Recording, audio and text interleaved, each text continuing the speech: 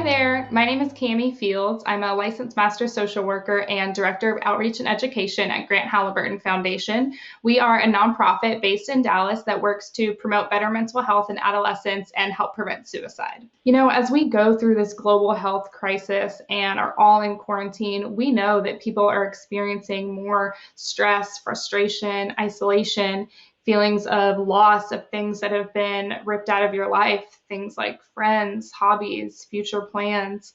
And we expect that we might see an increase in mental health crises and suicidal thinking because of all of these things that can exacerbate symptoms of mental health conditions and really cause you to feel loneliness and hopelessness.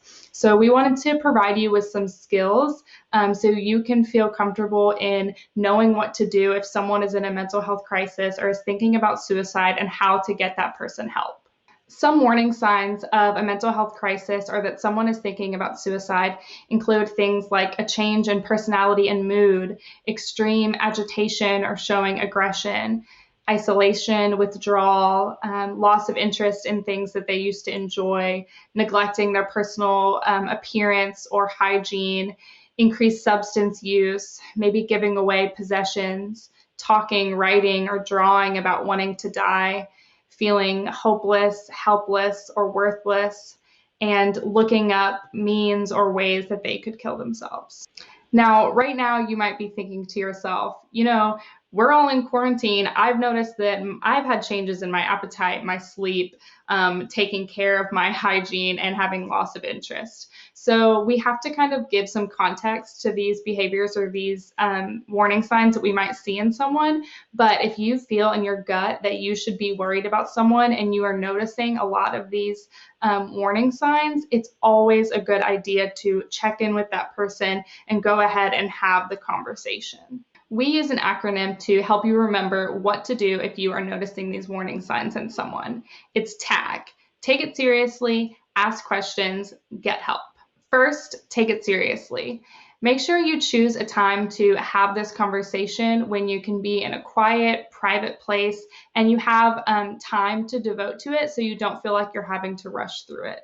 Make sure you really listen to that person and allow them to just express and freely talk about what's going on or what they're feeling. Don't act shocked or angry at them for what they're feeling, because that can kind of shut them down and feel that it's not really a safe place to talk about things. Make sure you let them know that you're coming to them with this conversation because you really care about them, and letting them know that they are not alone and that you want to help them and get through this with them together. Next, ask questions. It's important to be specific and go ahead and start that conversation by letting that person know what your concerns are and what you've been noticing. So this could sound like, I've noticed that you aren't really doing your art anymore that you used to really love doing, and you haven't been talking to the friends that you normally talk to, and you've been kind of isolated and not talking to us. This makes me kind of concerned. How have you been feeling? Is anything going on? So that can just be kind of an intro to the conversation, and then allow them to talk about what might be going on or what they've been experiencing. As the conversation goes on, you have to ask those tougher questions, and you have to ask the question directly. Do sometimes you feel so bad that you think about suicide? Now, you can start with a more indirect question of, do sometimes you feel so bad that you feel like hurting yourself? And then following it up with the question, do you ever think about killing yourself? As hard as it is, it's really important to ask that question directly. If the answer to that question is yes, then you want to follow up with a few other questions and ask if they've thought about how or when they would do it. If they have any sort of plan, this is a very high risk, life-threatening situation. The last step is get help. If this person says, yes, sometimes I do think about suicide and I have thought about how I do it, you can call the National Suicide Prevention Lifeline. They have a free, confidential 24/7 crisis line, and that number is 1-800-273-8255. You can also text to 741-741, and they can kind of walk you through the process of what you should do next if you have questions and you don't know where to turn. You can also call 911 and say that you need a mental health interventionist.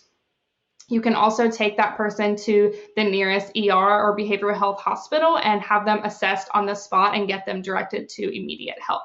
It's really important that you don't leave this person alone and that you take away anything that could be harmful to that person. If the situation is not life-threatening, maybe that person says, I have been feeling really helpless and hopeless with everything going on, and I've been having a really hard time with it, but I haven't been thinking about suicide. We still need to take it seriously and get that person help. You can make an appointment with a mental health professional to have them assessed and have them be able to process some of the things that are going on to get help. If you're looking for mental health resources, our mental health navigation line is a great place to start. You can call Monday through Friday, 10 a.m. to 6 p.m. at 972-525-8181. We have trained navigators that will take your calls and help connect you to information and resources for mental health and addiction providers. We have a whole list of telebehavioral health providers that are doing virtual appointments right now. So it's really important to make our mental health a priority, make our kids' mental health a priority, and get those resources and get those providers so that they can get the help that they need. When someone we love is in crisis or is thinking about suicide, it is hard to keep a clear head and know what to do next or how we can get this person help. But to start, just remember, take it seriously, ask questions, get help. I hope this video was helpful to you. Please let us know if you have questions, and please call our navigation line for mental health resources. Thank you.